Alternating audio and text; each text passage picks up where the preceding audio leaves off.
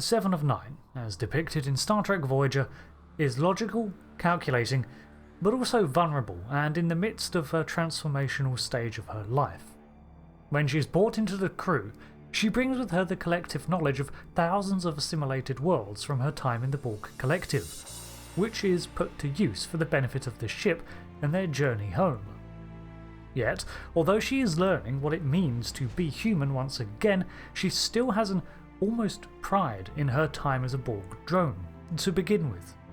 It's only through the course of her self-discovery that she eventually learns all that was taken from her, and eventually makes the choice to forego any notion of returning to the Borg and fully embrace what it means to be human once again. This is her card in Magic the Gathering.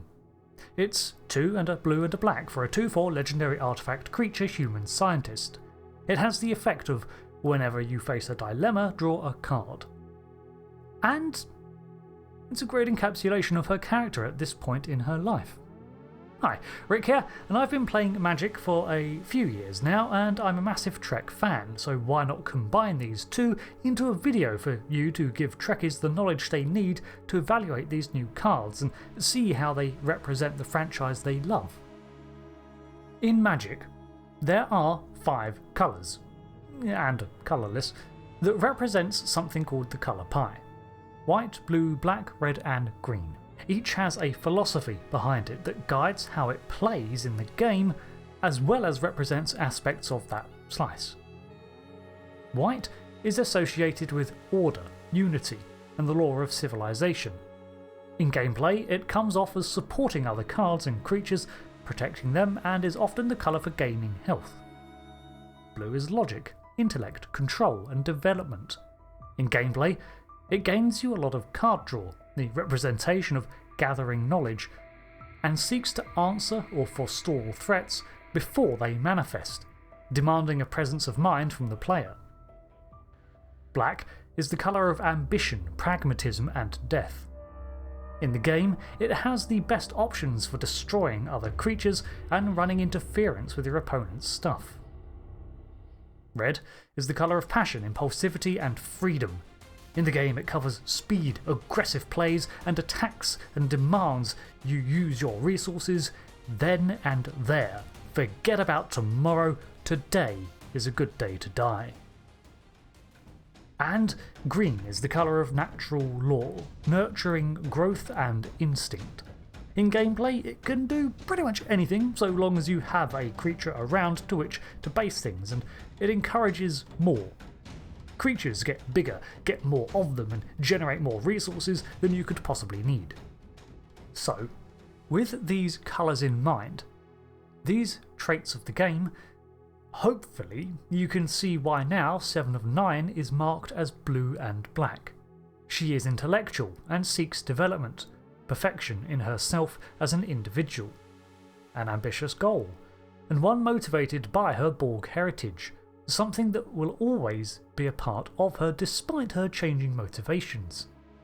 A dilemma is a keyword. Magic loves its keywords. That is explained here as whenever you choose one or more modes for a spell or ability. Basically, when you play a card that has multiple options, this effect will trigger, allowing you to draw a card before you make your choice.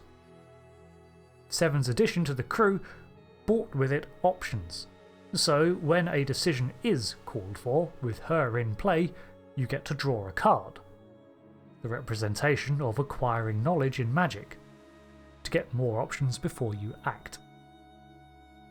As for the rest of the card, the numbers at the bottom represent her power, 2 being an attack stat, and the defensive toughness being 4. Well, she does have a Borg endoskeleton, so yes, she is remarkably durable for a human. Speaking of, the legendary artifact creature human scientist. Legendary means it's a unique card, you can only have one in play.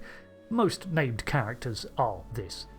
Artifact means that in part she is artificial still, and creature is the type for, well, any creature. Humans are creatures, scientists are creatures, dog is a creature. Picard, steadfast captain, the Picard, if you will. This is an example of a card capturing one aspect of a character. Just as in real life, we are all a mixture of different drives and traits, so too are many of the characters in Magic, so often we focus down on a singular trait. Here they have focused on the unity aspect of white. This card bolsters other creatures when it arrives or attacks in play, making them stronger by putting 2+1/+1 counters on them. They grow in power and toughness. They get better when Picard takes to the field. He encourages them. Let's look at another card, or duo in this case, Brad Boimler, Eager Ensign. This card is white, which means its playstyle should support cohesion, unity and balance. For a start, he has another keyword, lifelink. This means any damage you deal with him, you gain as health. His effect reads, whenever he becomes tapped until the end of turn, if one or more counters would be put on a permanent you control, that many, plus one of each of those kinds of counter, are put on that permanent instead. Wordy and full of more keywords. Tapped is when the card goes sideways to represent it making an attack or some other effect. The permanents are just any card that stays on the field of play, and counters are literally that. We saw some earlier with the Picard card.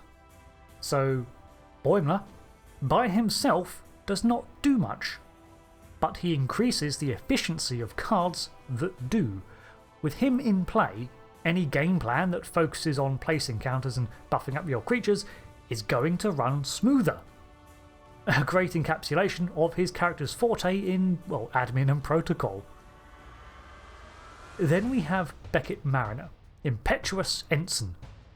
Red, for impulsivity, freedom and aggression, and anyone who has seen Lower Decks can agree. First strike. So when she hits an opposing creature, she gets in first and only takes damage if the foe survives. When she becomes tapped, like if she attacks, you get to put a promotion counter on her. Then, if you get 3 of these, you get to take them off and she deals damage to your opponents. She's competent and grows. Faster if Boimler is on the field too because of his effect. But just when she's reached a chance for promotion, she self-sabotages, hurts those around her through her acts and resets. Sounds accurate to her character, right? Hoshi Sato, blue for development and science. When you play her, you get to look at the top cards of your library.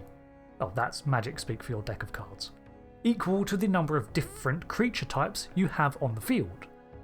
The more variety you have, ergo the more languages spoken that this communications and translator officer can witness, the more useful this effect is. Captain Kirk's mono red card enables more options the less cards you have in hand, the less options you have.